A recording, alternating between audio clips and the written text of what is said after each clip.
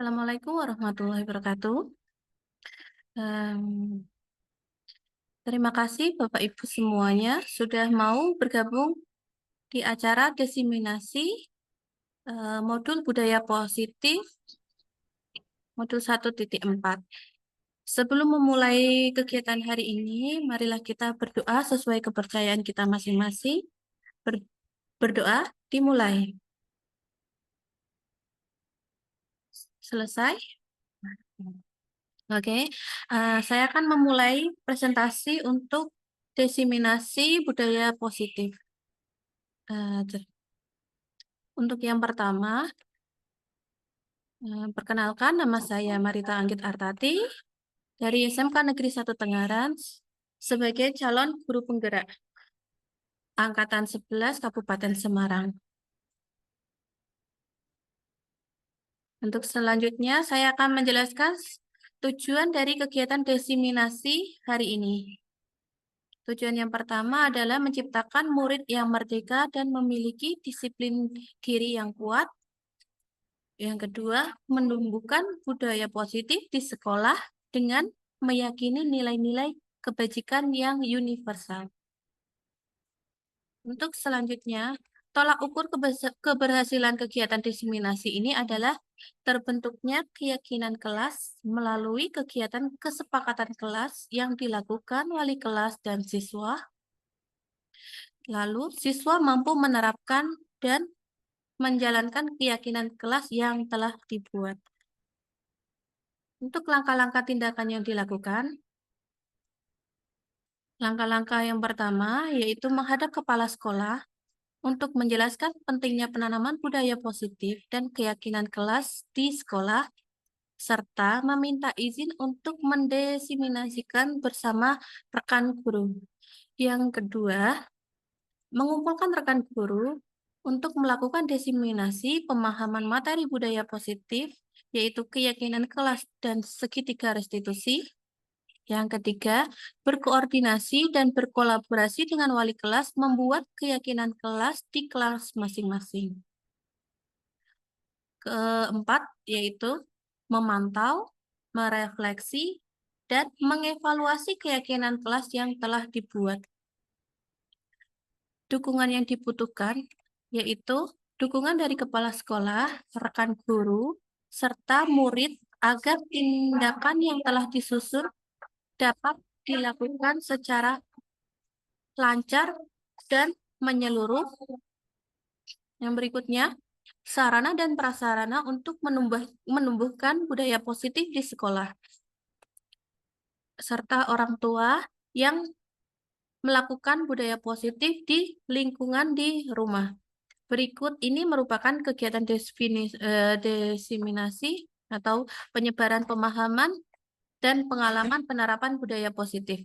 Untuk konsep utama budaya positif itu diantaranya ada perubahan paradigma baru, disiplin positif, kebutuhan dasar manusia, motivasi perilaku manusia, dan posisi kontrol serta keyakinan kelas dan segitiga restitusi. Di sini pembelajaran dengan paradigma baru, yang dimaksud dengan pembelajaran dengan paradigma baru adalah pembelajaran dengan paradigma yang dirancang berdasarkan prinsip pembelajaran yang berdiferensiasi sehingga setiap anak belajar sesuai dengan kebutuhan diri dan tahap perkembangan eh, untuk mewujudkan profil pelajar Pancasila. Selanjutnya, disiplin positif. Disiplin positif di sini ada beberapa pengelompokan disiplin positif. Disiplin itu sesuatu yang dilakukan seseorang kepada orang lain untuk mendapatkan kepatuhan, dapat juga menimbulkan hal yang tidak nyaman. Disiplin positif juga merupakan salah satu cara penerapan disiplin yang bertujuan menumbuhkan kesadaran serta memberdayakan anak untuk melakukan sesuatu tanpa hukuman dan ancaman. Sebagai seorang pendidik, tujuan kita menciptakan murid yang memiliki disiplin diri sehingga mereka dapat berperilaku sesuai dengan kebajikan-kebajikan universal dan memiliki motivasi intrinsik. Kebutuhan dasar manusia. Kebutuhan dasar manusia di sini ada 5 kelompok. Yang pertama adalah kebutuhan bertahan hidup. Yang kedua adalah kebutuhan kasih sayang dan rasa diterima. Ketiga, kebutuhan penguasaan. Keempat, kebutuhan kebebasan. Dan kelima, kebutuhan kesenangan. Untuk selanjutnya, motivasi perilaku manusia. Motivasi adalah dorongan yang timbul pada diri seseorang secara sadar atau tidak sadar untuk melakukan sesuatu tindakan dengan tujuan tertentu. Motivasi di sini ada 3, yaitu motivasi untuk melakukan motivasi karena melakukan sesuatu untuk menghindari hukuman, motivasi mendapatkan imbalan atau penghargaan dari orang lain, serta motivasi menghargai nilai-nilai serta kebajikan diri sendiri. Konsep disiplin dengan identitas gagal. Konsep disiplin dengan identitas gagal di sini adalah ketika kita memberikan hukuman pada siswa, disiplin di sini kenapa dikatakan identitas gagal? Karena disiplin itu timbul karena ada tidak nyaman. Contohnya dari hukuman yang dapat menyebabkan anak menjadi tidak nyaman, merasa takut, memaksa, serta menyembunyikan kesalahan. Bisa jadi anak dihukum itu akan larinya adalah menyembunyikan kesalahan. Untuk yang disiplin yang berikutnya dikatakan identitas gagal yang berikutnya, disiplin yang karena penghargaan, di mana motivasi anak untuk mendapatkan melakukan sesuatu itu karena adanya penghargaan yang menjadikan hal yang dilakukan anak itu jadi tidak efektif. Yang pertama, mematikan kreativitas dan merampas hak menghargai diri dari anak tersebut. Untuk selanjutnya, konsep disiplin dengan identitas sukses. Untuk yang pertama adalah konsekuensi. Konsep disiplin dengan identitas sukses itu kita bisa menggunakan cara memberikan atau menanamkan konsekuensi. Jadi kita tidak memberikan hukuman, tetapi kita larinya ke arah menanamkan atau memberikan pemahaman anak tentang konsekuensi atau hubungan sebab akibat. Jika kita melakukan sesuatu, maka akibatnya bagaimana? Jadi kita menanamkan anak tentang pemahaman sebab akibat. Di sini konsekuensi akan menjadikan anak untuk lebih merenungi kesalahan mereka. Jadi di sini konsekuensi itu akan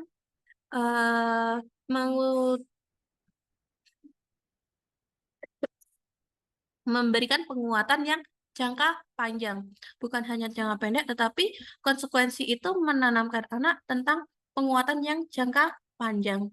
Yang berikutnya adalah stimulasi respon. Yang berikutnya, murid menghargai peraturan. Untuk yang terakhir adalah murid kehilangan waktu, murid akan kehilangan waktu untuk merunung kesalahan, tapi bangkit untuk memperbaiki kesalahannya seperti itu. Lalu restitusi yang dilakukan untuk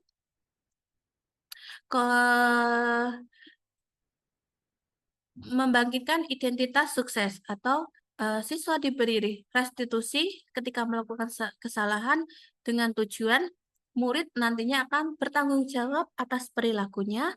Yang kedua, fokus pada pemecahan masalah jangka panjang dan murid menghargai diri dan orang lain serta murid bersemangat memperbaiki kesalahannya. Untuk yang berikutnya adalah keyakinan kelas. Kegiatan membuat keyakinan kelas, guru dengan siswa membuat keyakinan kelas. Di sini kita mengajak anak untuk berdiskusi tentang peraturan kelas, merumuskan peraturan atau keyakinan kelas, dan selanjutnya anak diajak menempelkan keyakinan kelas itu di sekolah. Nah, berikut ini adalah contoh keyakinan kelas yang saya terapkan ketika di kelas. Jadi, Bapak Ibu guru bisa menerapkan membuat suatu keyakinan kelas dengan cara kesepakatan kelas kita kumpulkan dari ide-ide anak. Anak menentukan peraturan itu sendiri, menetapkan peraturan apa yang mereka yakini benar atau apa yang meyakini mereka bagi mereka itu salah, kita rumuskan. Lalu keyakinan itu kita tempelkan di papan tulis. Setelah kita tempelkan di papan tulis, kita akan ubah kalimat mereka yang tadinya ada yang bersifat kalimat negatif, kita jadikan semuanya menjadi kalimat positif. Setelah dikelompok-kelompokkan menjadi kalimat positif, anak diajak untuk menganalisis di manakah keyakinan-keyakinan kelas yang memiliki nilai-nilai universal. Kita analisis nilai-nilai universal tersebut. Setelah kita analisis nilai-nilai universal, kita ajak anak untuk menganalisis berdasarkan diagram T. Diagram T itu tampak seperti dan tidak tampak seperti. Ketimana kata-kata yang tadinya berupa kalimat yang negatif akan saya ubah menjadi kalimat yang positif. Setelah kita ubah menjadi kalimat positif, kita analisis nilai-nilai kebajikan yang ada pada keyakinan kelas tersebut. Nilai-nilai kebajikan apa yang ada di setiap kalimat atau suatu kesepakatan kelas tersebut dan yang nantinya akan menjadi suatu keyakinan yang mendasari nilai-nilai kebajikan yang universal atau bisa diterima oleh semua orang. Setelah kita membuat keyakinan kelas, kita akan melakukan suatu analisis atau di mana nilai kebajikan tersebut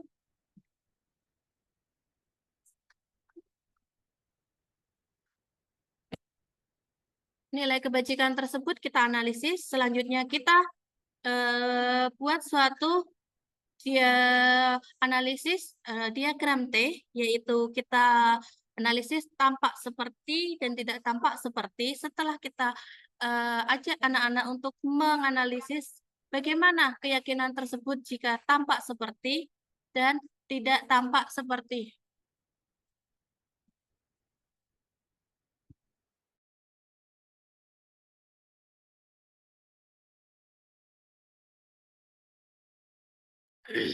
Untuk selanjutnya,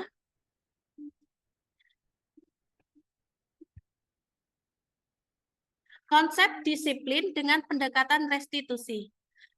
Konsep disiplin dengan pendekatan restitusi adalah sebuah cara menanamkan disiplin positif pada murid dengan pendekatan restitusi, di mana restitusi itu sendiri adalah sebuah proses untuk menciptakan kondisi bagi murid untuk memperbaiki kesalahan mereka sehingga mereka bisa kembali ke kelompok mereka dengan karakter yang lebih baik dan kuat. Jadi restitusi di sini adalah mengubah karakter mereka menjadi karakter yang lebih baik dan karakter yang lebih berkarakter lagi.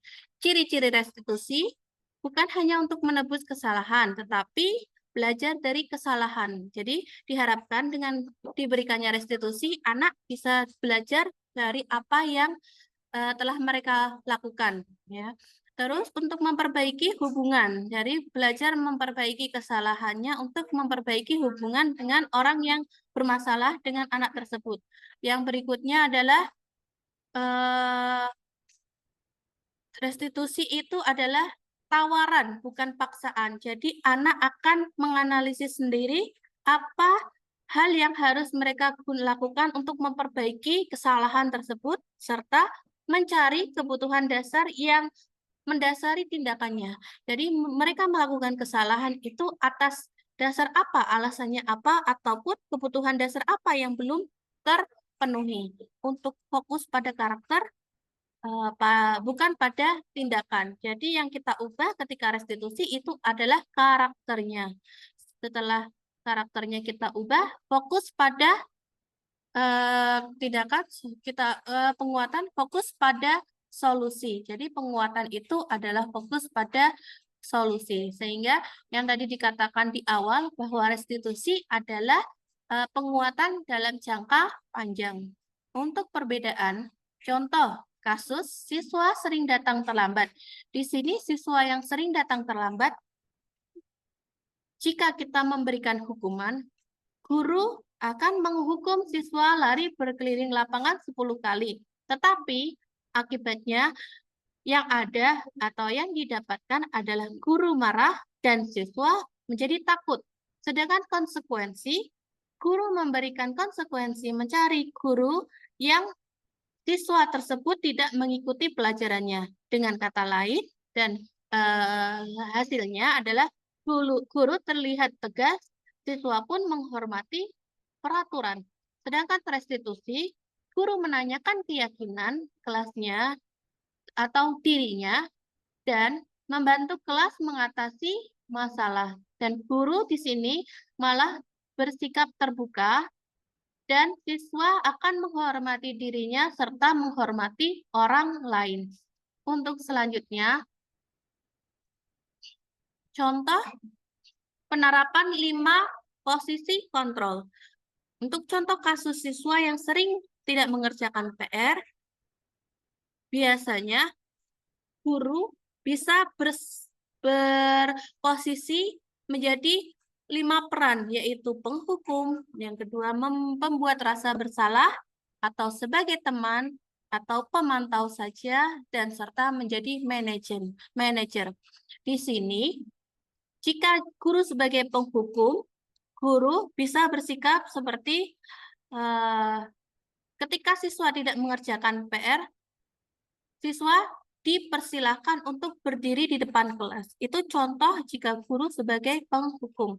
Sedangkan guru sebagai pembuat rasa bersalah, di sini barangkali Bapak atau Ibu sudah mengingatkan Bapak merasa kecewa pada kamu seperti itu, atau pada murid tersebut. Jadi guru di sini adalah pembuat rasa bersalah. Salam.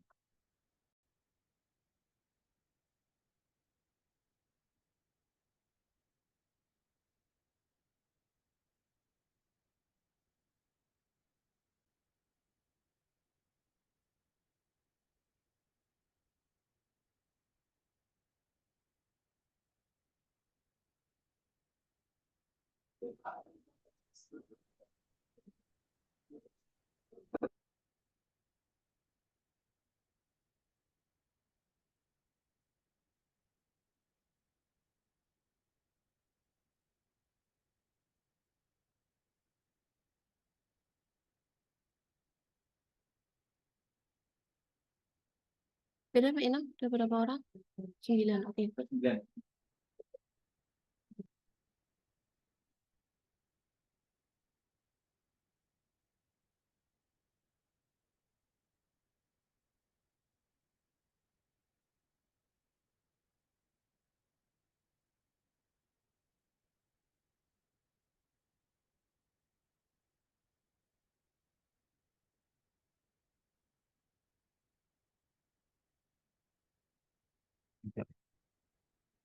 Nggak apa-apa.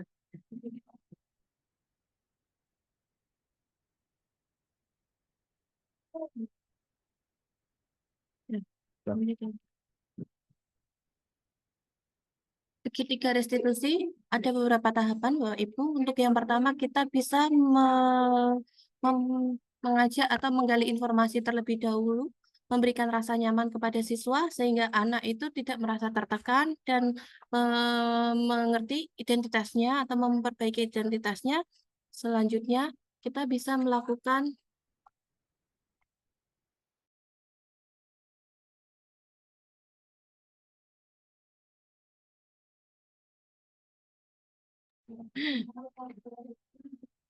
ketika restitusi, selanjutnya kita menggali terlebih dahulu, mencari kebutuhan dasar anak itu sebetulnya apa yang belum tercukupi. Selanjutnya kita bisa melakukan mengajak siswa itu bagaimana cara memperbaiki dari apa yang telah dilakukan atau kesalahan yang telah mereka lakukan. Jadi caranya adalah menggali terus bagaimana anak itu bisa menciptakan sebuah apa ya perbaikan kesalahan yang pernah lakukan seperti itu, Bapak Ibu. Nah, ciri-ciri restitusi yaitu bukan menebus kesalahan tetapi belajar dari kesalahan. Jadi, anak itu diarahkan untuk belajar dari kesalahannya, bagaimana cara memperbaikinya, dan yang kedua, memperbaiki hubungan. Jadi, ketika dia melakukan sebuah kesalahan, jadi contohnya dia bersalah dengan gurunya, jadi dia arahkan untuk bagaimana cara memperbaiki hubungan dengan kita memancing anak itu anak tersebut untuk mencari sendiri bagaimana cara untuk memperbaiki hubungan tersebut. Bukan kita yang menentukan, tetapi anak itu sendiri yang mencari jalan keluarnya. Terus yang selanjutnya kita memberi tawaran bukan paksaan. Jadi anak itu sendiri yang menawarkan sendiri, bukan kita yang memaksa bagaimana cara mereka untuk memperbaiki atau belajar dari kesalahan mereka sendiri. Untuk yang berikutnya, fokus pada karakter bukan pada tindakan dan penguasaan fokus pada solusi. Seperti itu Bapak Ibu. Terus perbedaan untuk eh, hukuman, konsekuensi, dan restitusi. Seperti yang tadi di awal saya jelaskan, hukuman dan konsekuensi itu hampir mirip, tetapi berbeda. Untuk hukuman, guru akan menghukum, untuk contoh kasus siswa yang sering datang terlambat, hukuman yang bisa sering dilakukan guru itu, guru menghukum siswa lari keliling lapangan 10 kali, dan guru marah dan siswa menjadi takut. Sedangkan konsekuensi, guru memberikan konsekuensi mencari eh, guru yang guru guru yang siswa tersebut tidak ikuti pelajarannya. Dan di sini guru akan terkesan tegas serta siswa akan menghormati peraturan. Sedangkan restitusi, guru menanyakan keyakinan kelas atau dirinya dan membantu kelas mengatasi masalahnya. Guru akan terbuka dan siswa akan merasa dihormati serta siswa itu sendiri akan menghormati dirinya dan orang lain. Untuk selanjutnya, penerapan 5 posisi kontrol. Penerapan 5 posisi kontrol, di sini ada penghukum. Untuk kasus siswa yang sering tidak mengerjakan PR, di sini ada penerapan 5 posisi kontrol, yaitu penghukum, yaitu tidak mengerjakan PR, silahkan berdiri di depan. Terus jika kita sebagai pemberi rasa bersalah, biasanya Bapak Ibu akan barangkali Bapak sudah mengingatkan kamu atau Ibu sudah mengingatkan kamu, Bapak merasa kecewa sama kamu. Itu membuat rasa bersalah, sedangkan sebagai teman kita bisa mengajak, ayolah lain kali dikerjakan ya, lain kali ini tidak apa-apa, tapi lain kali kerjakan PR-nya ya, seperti itu. Jika kita posisi kontrol sebagai teman, jika kita sebagai pemantau, kamu sudah melanggar apa peraturan, kamu sudah melanggar. Jadi apa peraturan sekolah dan konsekuensinya? Jika kita sebagai manajer, apakah kamu tahu kesalahan kamu? Bagaimana kamu memperbaiki kesalahan kamu? Jadi di sini posisi guru bisa menjadi penghukum, membuat rasa bersalah, teman, pemantau, dan manajer. Untuk selanjutnya, bagaimana pembentukan keyakinan kelas? Nah, seperti yang tadi saya jelaskan, pembentukan keyakinan kelas biasanya lebih abstrak dari peraturan dan dibuat dalam bentuk kalimat positif sesuai dengan kondisi kelas dan sekolah agar mudah diterapkan dan berupa pernyataan universal. Ini mengandung kebijakan-kebijakan atau apa namanya mengandung kebajikan-kebajikan yang universal. Sedangkan sederhana yaitu mudah untuk diingat serta melibatkan semua warga sekolah. segitiga restitusi. Segitiga restitusi di sini ada proses menstabilkan identitas, yang selanjutnya validasi tindakan yang salah, untuk yang selanjutnya adalah terakhir menanyakan keyakinan. Jadi di sini segitiga restitusi itu ada 3 tahapan. Pertama, guru akan menstabilkan identitas. Apakah jadi kita memberikan kenyamanan kepada anak, jadi anak itu tidak merasa tertekan ketika kita panggil, kita buat rasa nyaman atau kita buat menjadi suatu perbincangan, sebuah percakapan yang tidak menjadikan anak itu sebagai pelaku yang sangat bersalah. Jadi kita memberikan statement semua orang pasti pernah melakukan kesalahan. Jadi seperti itu supaya anak itu tidak merasa bahwa dirinya itu sangat bersalah. Maka kita harus melakukan yang terbaik. Jadi di sini kita mengajak anak, maka kita harus melakukan hal yang terbaik seperti itu. Jadi kita gali dulu informasi kenapa dia melakukan kesalahan atau kita korek terus apa yang menjadi masalah. Contoh, ketika kita melakukan restitusi, ketika anak itu mencuri barang teman. Jadi kita panggil anaknya, kita gali informasinya. Jangan kita pancing dia untuk mengatakan semuanya, tapi jangan kita paksa untuk mengatakan kamu langsung bersalah atau apa. Jangan seperti itu, tapi menstabilkan identitasnya terlebih dahulu. Selanjutnya, validasi tindakan yang salah. Setelah kita mengkorek dan mendapatkan informasi yang lebih jelas, lalu apa yang kamu lakukan? Apa yang kamu lakukan pasti memiliki alasan mengapa kamu melakukannya. Jadi, validasi tindakan itu kita mengajak siswa untuk merefleksi atau istilahnya kita mencari alasan mengapa mereka melakukan kesalahan tersebut. Jadi kita cari tahu kebutuhan apa yang belum terpenuhi dari anak tersebut. Untuk yang ketiga adalah menanyakan keyakinan. Jadi di sana kita kembalikan lagi keyakinan apa atau keyakinan kelas apa yang sudah dilanggar. Jadi harusnya bagaimana konsekuensinya dari setelah melakukan kesalahan tersebut. Jadi dari apa yang dilakukan siswa, guru menanyakan keyakinan apa yang siswa langgar tersebut dan bagaimana cara memperbaiki tindakan sesuai dengan keyakinan kelas yang sudah disepakati. Seperti itu Bapak Ibu guru. Jadi di sini ada gambar segitiga restitusi. Segitiga restitusi yaitu validasi tindakan yang salah, setelah itu menanyakan yang pertama mohon maaf, menstabilkan identitas, yang dilanjutkan dengan validasi tindakan yang salah, kita gali kebutuhan apa yang belum terpenuhi dari anak itu tersebut atau kebutuhan apa yang belum ingin dia dapatkan dari tindakan yang salah dari anak tersebut.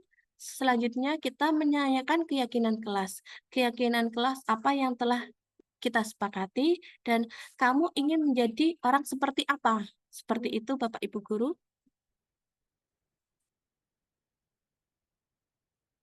Contoh kegiatan membuat keyakinan kelas. Nah, untuk contohnya akan saya tampilkan untuk kemarin kegiatan saya membuat sebuah keyakinan kelas.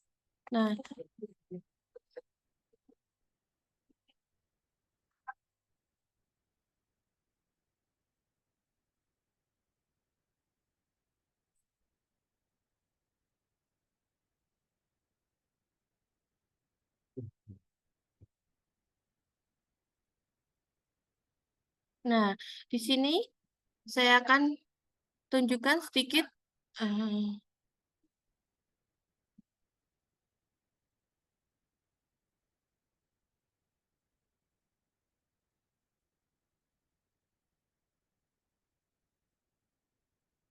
Di sini saya berikan contoh kesepakatan kelas yang tahapan membuat sebuah keyakinan kelas dari kesepakatan kelas. Jadi kemarin itu saya sudah melakukan kesepakatan kelas dengan anak-anak dan ini yang kita gali dari anak didik kita sendiri. Contohnya kesepakatan kelas dari mereka semua tidak boleh terlambat masuk kelas, tidak boleh bermain HP, tidak boleh pilih-pilih teman, tidak boleh pakai make up, tidak boleh buang sampah sembarangan, tidak boleh berbicara sendiri, dan tidak boleh mengambil barang milik orang lain, termasuk kesepakatan yang lain. Dan setelah kita membuat suatu kesepakatan, kita ubah menjadi kalimat positif yang tadinya tidak boleh, maka anak itu malah dengan kata tidak boleh itu malah kita ingatkan untuk melakukan sebuah kesalahan. Jadi kita ganti dengan kalimat positif agar mereka untuk lebih positif melakukan kegiatan-kegiatan yang positif. Seperti itu Bapak Ibu guru. Jadi di sini kalimat positifnya masuk kelas tepat waktu, menggunakan HP untuk pelajaran, berteman dengan siapapun, berpenampilan sopan, membuang sampah pada tempatnya, dan memperhatikan guru saat mengajar. Seperti itu Bapak Ibu guru. Setelah kita eh, membuat keyakinan kelas menjadi kalimat yang positif, lalu kita ajak anak-anak untuk menggali lagi nilai-nilai kebajikan yang ada di dalam keyakinan kelas yang mereka sudah tentukan. Jadi untuk ketepatan masuk tepat waktu ketika masuk kelas tepat waktu, maka nilai kebajikan apa yang ada di dalamnya? Jadi di sini ada nilai kebajikan disiplin. Jadi nilai kebajikan ini nilai-nilai yang dianggap baik oleh sebagian orang atau semua orang. Dan ini nilai-nilai ini muncul dari motivasi intrinsik tadi, yang muncul dari dalam diri anak tersebut tanpa ada eh, imbal balik atau tanpa ada motivasi karena hukuman ataupun karena motivasi karena untuk mendapatkan penghargaan. Jadi memang benar-benar muncul dari motivasi individu anak itu sendiri. Setelah itu, contoh yang lain seperti menggunakan HP untuk pelajaran, nilai kebajikannya adalah menaati tata tertib atau nilai kebajikan untuk menghormati guru yang di depannya, berteman dengan siapapun, nilai kebajikan dari saling menyayangi. Seperti itu Bapak Ibu Guru untuk nilai-nilai kebajikan. Selanjutnya, dari nilai kebajikan seperti yang sudah kita analisis, kita ajak anak untuk menganalisis tampak seperti dan tidak tampak seperti. Ketika kesepakatan kelas atau keyakinan kelas yang sudah ditentukan tadi, jika dilaksanakan, bagaimana tampak sepertinya dan tidak tampak sepertinya, yang bagaimana kita arahkan lagi, kita luruskan lagi, apa hal-hal yang tidak sesuai dengan keyakinan kelas, seperti itu. Jadi contoh satu saja yang akan saya bacakan, jika keyakinan kelas masuk kelas tepat waktu, maka tampak sepertinya yaitu datang tepat waktu. Jika tidak tampak sepertinya adalah terlambat datang masuk sekolah. Seperti itu Bapak Ibu Guru. Selanjutnya, setelah kita analisis, kita ajak anak untuk menganalisis tampak seperti dan tidak tampak seperti, kita ajak untuk anak menganalisis lagi sesuai tabel Y. Tabel Y itu kita buat menjadi sebuah bagan seperti ini, terdengar, terlihat, dan berperilaku. Jika terdengar, terdengar seperti apa? Jadi, contoh terdengar, ayo, jangan sampai telat masuk kelas. Jika terdengar seperti itu, ajakan anak untuk saling mengingatkan. Jika terlihat, terlihat seperti masuk kelas tepat waktu. Berperilaku, bagaimana? Berperilaku selalu masuk kelas tepat waktu. Seperti itu contohnya Bapak Ibu. Nah, kembali lagi ke di sini. Nah, ternyata sudah selesai untuk kegiatan desiminasi disiplin positif. Seperti itu Bapak Ibu Guru. Sebelum kita mengakhiri kegiatan, untuk mohon bantuan Bapak Ibu Guru di sini, adakah yang mau memberikan ice breaking supaya kita lebih semangat kembali?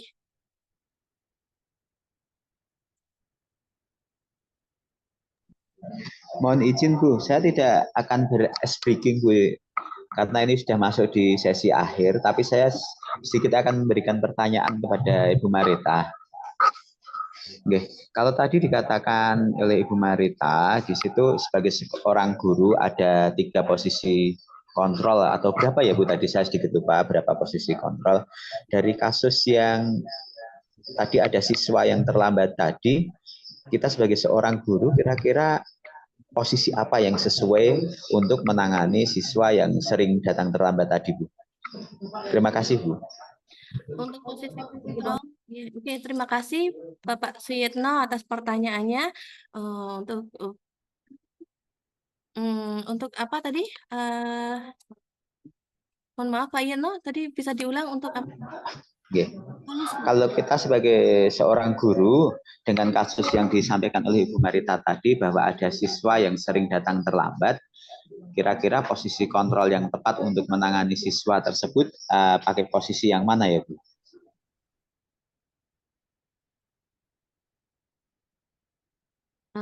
Untuk posisi kontrol, untuk siswa yang datang terlambat, kita bisa mengambil untuk sebagai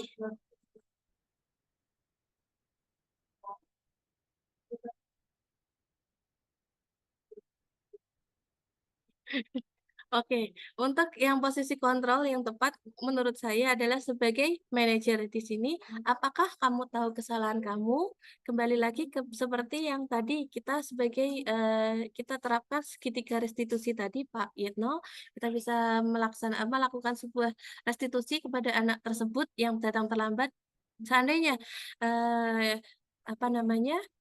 Yang datang terlambat itu banyak atau anaknya ini satu, kita guru itu bisa merestitusi itu satu-satu Pak Irno. Jadi kita ajak kita posisi kontrol itu tadi posisinya sebagai manajer, kita lakukan sebuah restitusi kepada anaknya, kita gali terlebih dahulu buat anak atau menstabilkan identitas terlebih dahulu Pak Irno di sini. Anak itu kita beri apa namanya, kita gali informasinya atau gali alasannya mereka melakukan tindakan tersebut. Setelah, kita gali alasan, kita tanya, kita cari tahu dulu, kebutuhan apa yang mereka belum cukupi. Setelah kita, eee, berikan kebutuhan atau kita berusaha mencari informasi kebutuhan itu, kita bisa melakukan menanyakan keyakinan kelas apa yang harus dia, apa namanya, perbaiki. Jadi sesuai kesepakatan, sesuai keyakinan kelas tadi, kembali ke keyakinan kelas tadi, kita, tanya bagaimana anak untuk bisa memperbaiki kesalahan itu sendiri tanpa kita paksa, tanpa kita, tanyakan, biar anak itu sendiri yang mencari tahu bagaimana cara untuk memperbaiki dirinya sendiri. Jadi kita hanya sebagai manajer, hanya bisa mengarahkan, seperti itu Pak Yitno. Bisa diterima Pak Yitno? Iya, Bu. Terima kasih, Bu Marita, atas jawabannya. Ya, seperti itu. Sudah, apakah ada yang mau bertanya lagi atau Boleh saya bertanya, Bu Marita? boleh Bu Pur? Silakan. Kan untuk budaya positif ini kan sering kita lakukan sebenarnya ya. Tapi apakah ada trik-trik khusus, Bu, yang mungkin bisa ditularkan kepada kami kalau misalnya panjenengan dihadapkan pada siswa yang sering melakukan pelanggaran tata tertib seperti itu, Bu Marita? Terima kasih.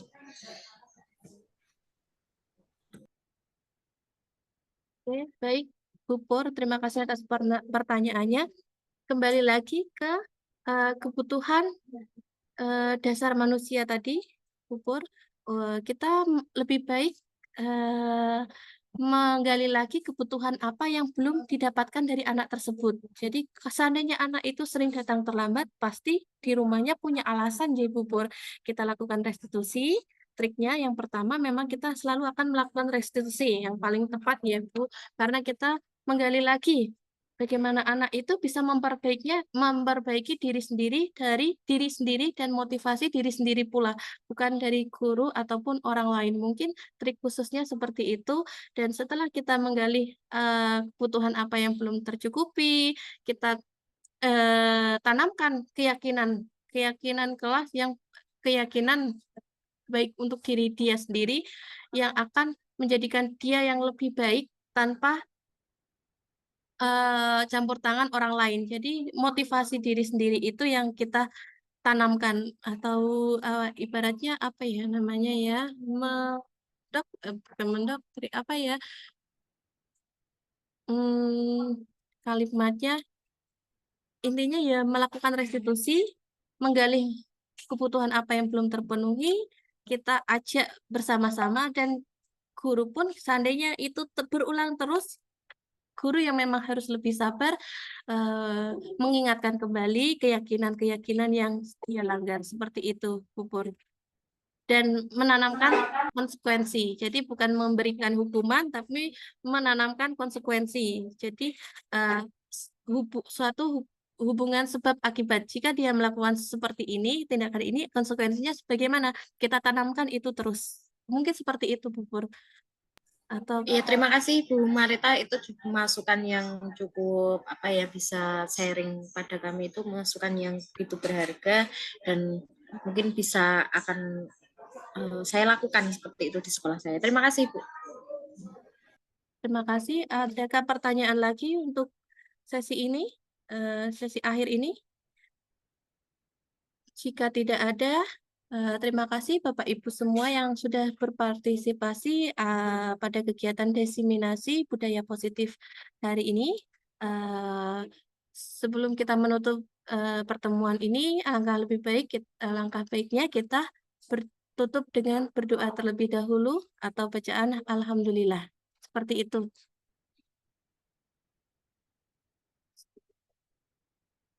Alhamdulillahirrahmanirrahim. Sudah, terima kasih Bapak Ibu yang sudah bergabung dalam kegiatan ini. Mohon izin untuk foto kegiatan hari ini. Oke, di stop share dulu Bu, biar kita bisa bergaya. Saya.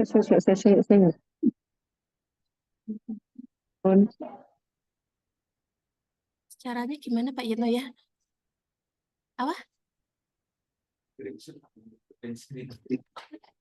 Gimana ya Bu? Kita kamera.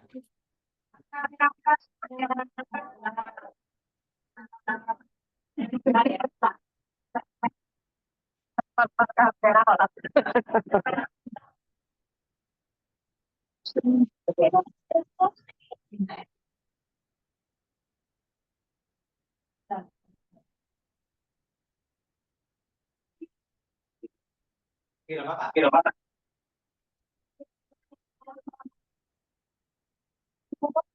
Enggak apa-apa.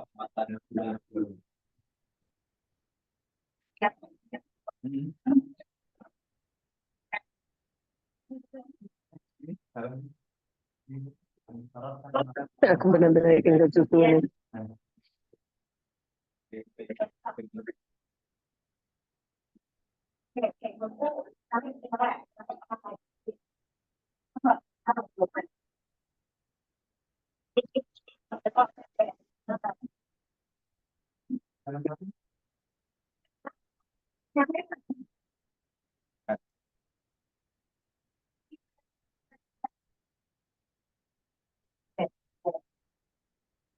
Saya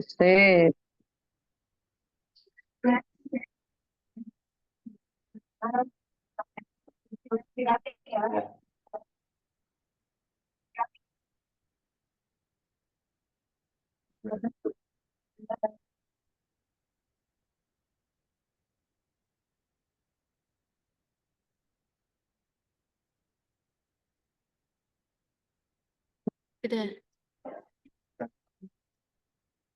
Terima kasih Bapak Ibu semuanya. Terus bareng Bon.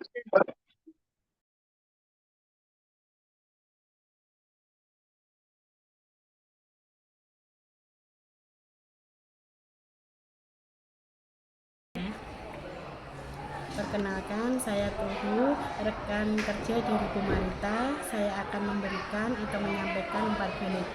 Setelah mengikuti diseminasi, saya mengerti pentingnya segitiga restitusi untuk menangani masalah siswa. Terima kasih, sekian dari saya. Nama saya Dwi Ernawati, rekan kerja Bu Marita Anggit. Saya akan memberikan umpan balik yang akan diberikan Bu Marita. Tahu 5 posisi kontrol yang harus dimiliki seorang guru. Saya menjadi mengetahui segitiga restitusi dan bagaimana penerapan segitiga restitusi untuk menangani masalah siswa.